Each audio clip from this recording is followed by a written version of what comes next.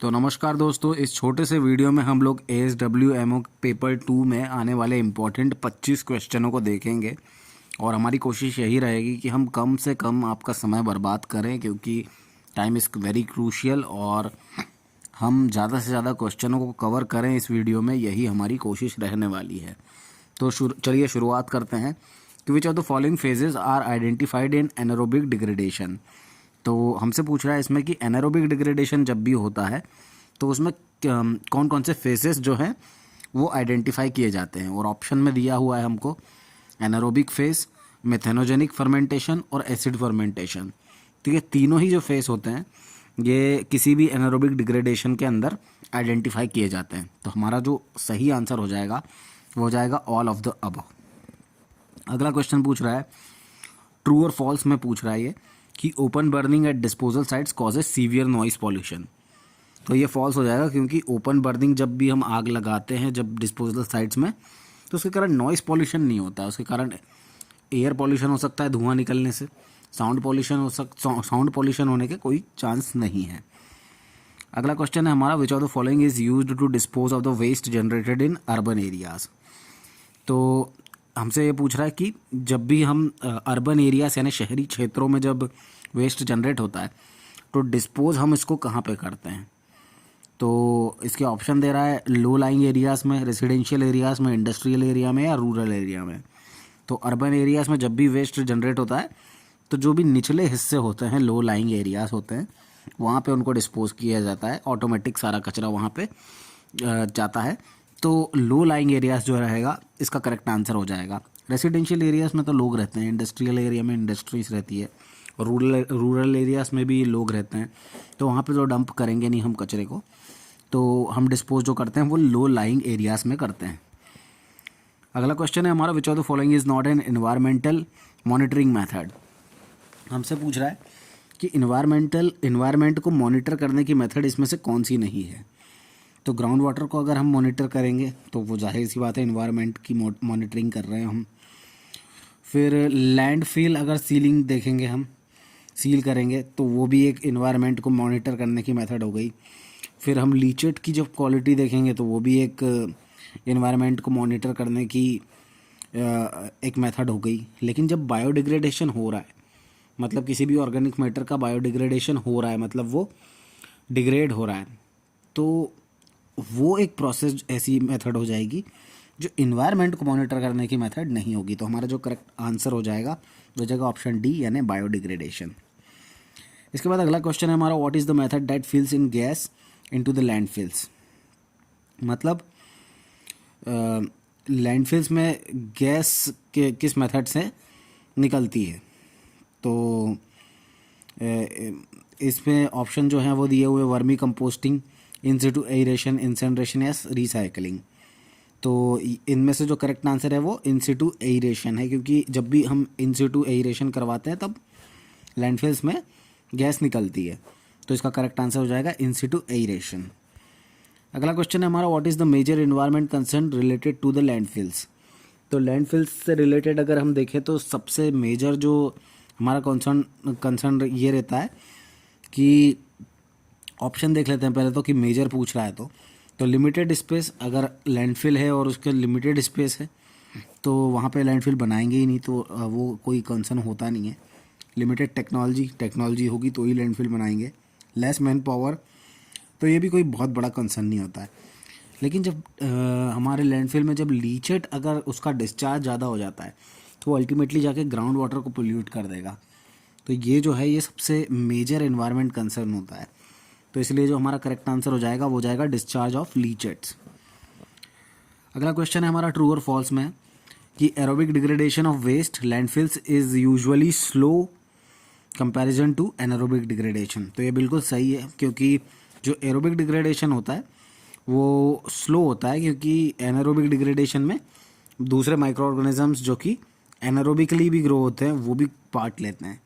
तो इसलिए जब भी लैंडफिल्स में हमारा वेस्ट का जो डिग्रेडेशन होता है वो एरोबिक वाला जो है वो स्लो होता है और एनारोबिक वाला उसके कंपैरिजन में फास्ट होता है। अगला क्वेश्चन है हमारा, at the disposal sites which of the following method is used to reduce the volume of urban waste. तो हमसे पूछ रहा है कि डिस्पोजल साइट्स पे ऐसी कौन सी मेथड है जिससे कि हम अर्बन वेस्ट के वॉल्यूम को रिड्यूस करते हैं।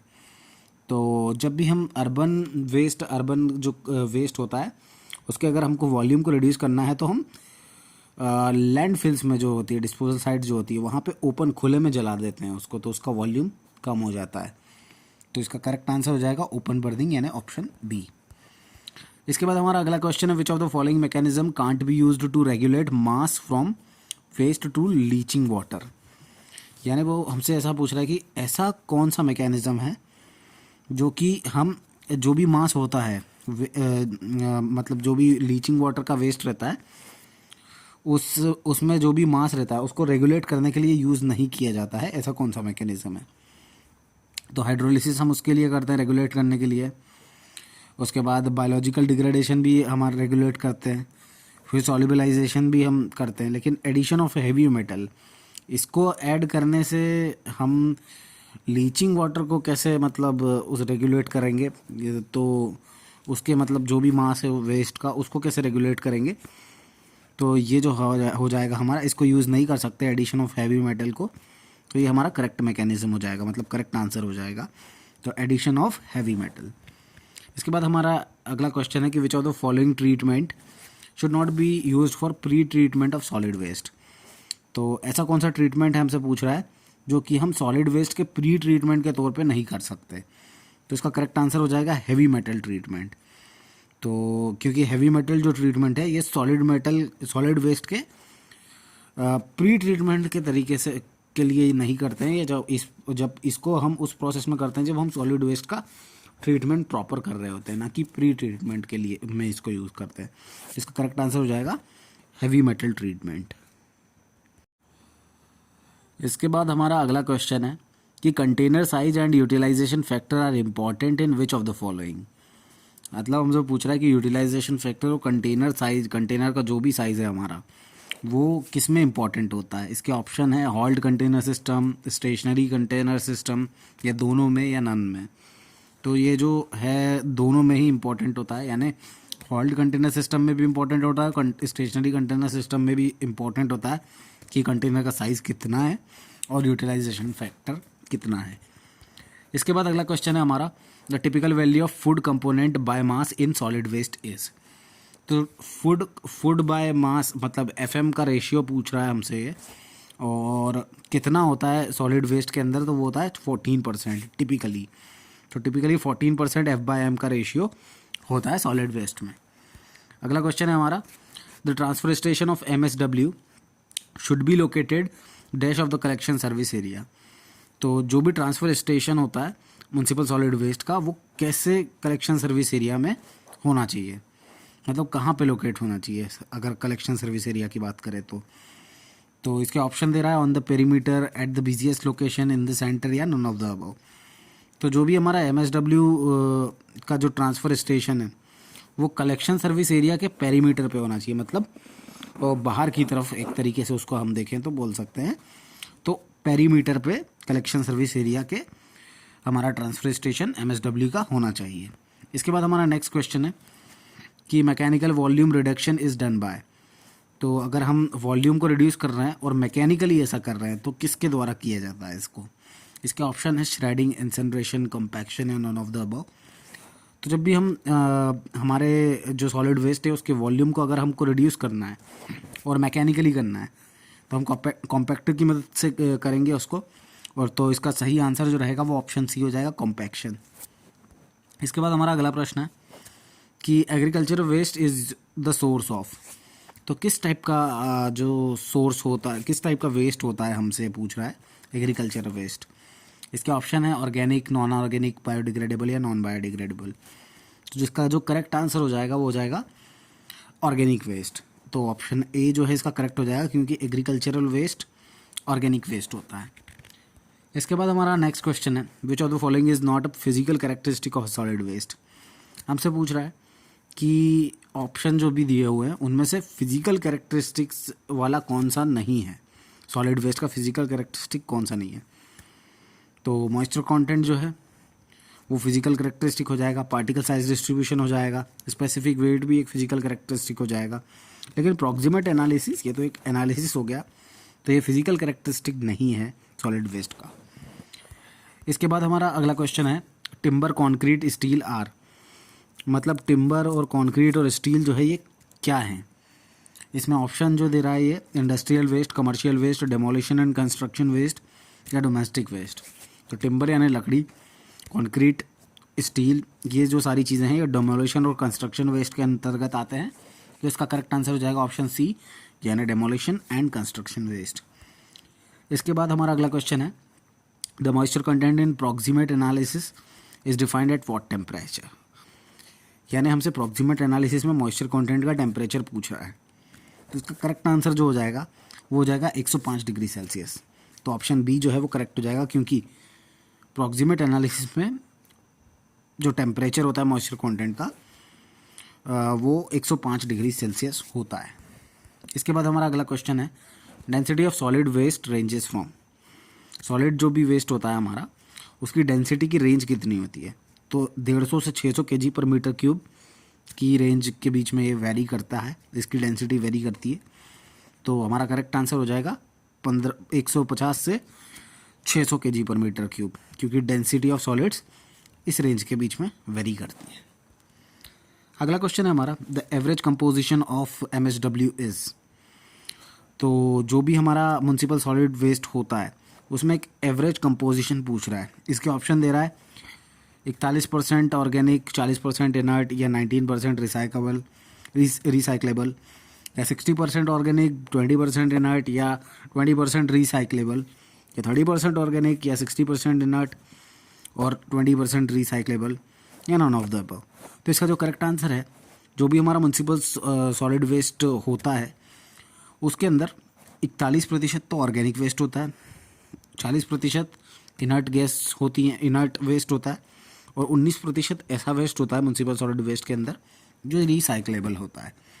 तो इसका करेक्ट आंसर हो जाएगा ऑप्शन ए, क्योंकि ये मतलब एक टिपिकल कंपोजिशन होती है म्युनिसिपल सॉलिड वेस्ट की। ऐसा ज़रूरी है कि एग्जैक्ट गिन के ही इतना ही होता है, लेकिन एक एवरेज अगर हम देखें तो इस तरीके की कंपोजिशन होती है म्युनिसिपल सॉलिड वेस्ट की।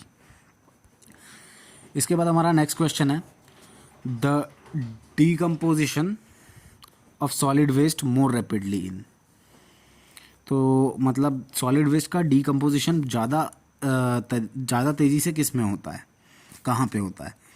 इसके ऑप्शन है colder climates, high temperature and humidity, low temperature and humidity या वेरी हाई टेम्परेचर। तो इसका जो करेक्ट आंसर हो जाएगा वो हो जाएगा हाई टेम्परेचर एंड ह्यूमिडिटी। तो जब भी टेम्परेचर हाई होगा और ह्यूमिडिटी भी हाई होगी तब जो भी हमारे सॉलिड वेस्ट हैं उनका डिकम्पोजिशन जो है उसका रेट बढ़ जाएगा, वो ज़्यादा तेज़ी से डिकम्पोज होने लग जाएंगे अगर टेम्परेचर हाई होगा और ह्यूमिडिटी हाई होगी। तो हमारा करेक्ट आंसर हो जाएगा ऑप्शन बी। इसके बाद हमारा नेक्स्ट क्वेश्चन है कि GHGs आर मतलब ग्रीन हाउस गैसेस कौन सी होती हैं।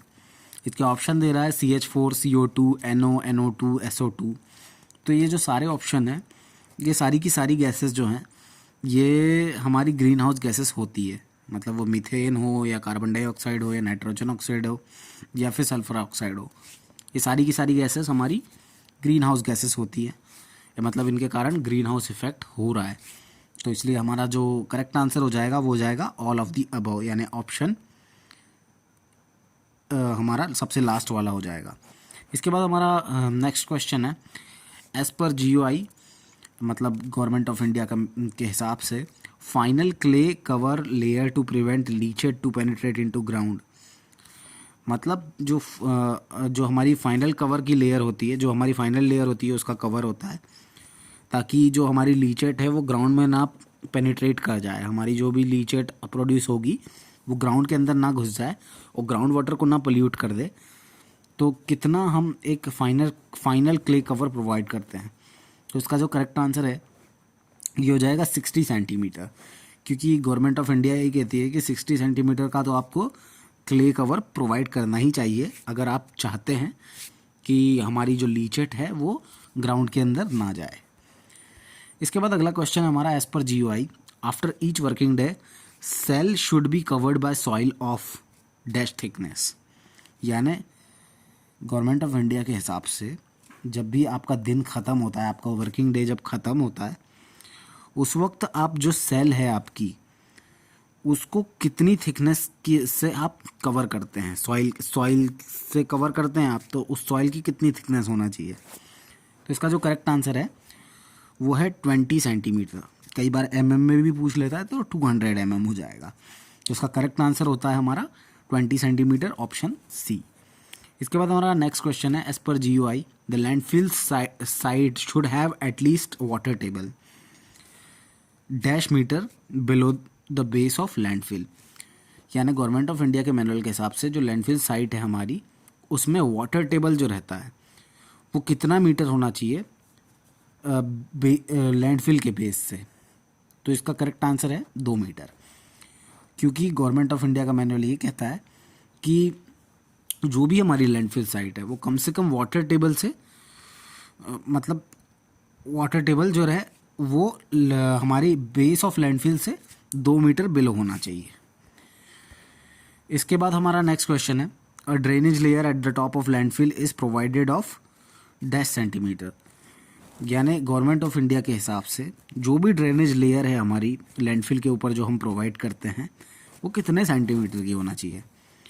तो वो होना चाहिए 15 सेंटीमीटर की। तो करेक्ट आंसर जो हो जाएगा हमारा 15 सेंटीमीटर हो जाएगा, यानी ऑप्शन सी हो जाएगा।